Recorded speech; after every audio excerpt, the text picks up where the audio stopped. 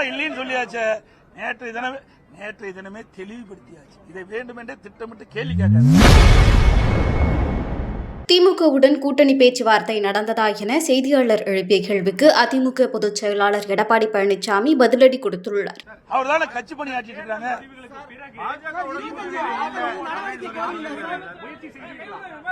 அதான் இல்லைன்னு சொல்லியாச்சு.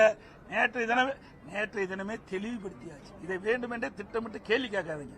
ஏங்க 5 வருஷம் நீங்க சட்டமன்ற நிகழ்வுல பாத்தீங்களா, எத்தனை முறை பேட்டி கொடுத்தோம். எங்களுடைய பிரச்சாரம் என்ன, என்னுடைய பிரச்சாரத்தை நீங்க எல்லாம் பாத்தீங்களா, இன்றைக்கு யாரை தாக்கி பேசணும்னு பாத்தீங்களா.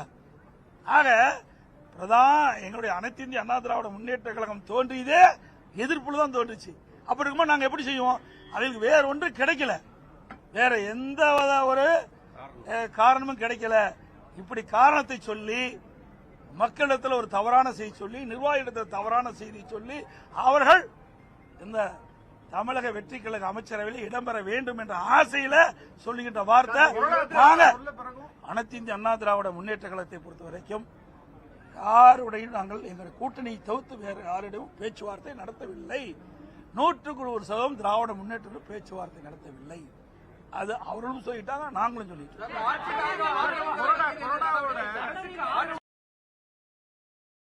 செய்திகளை உள்ளது உள்ளபடி தெரிந்து கொள்ள ரெஃப்ளெக்ட் நியூஸை சப்ஸ்கிரைப் பண்ணுங்க.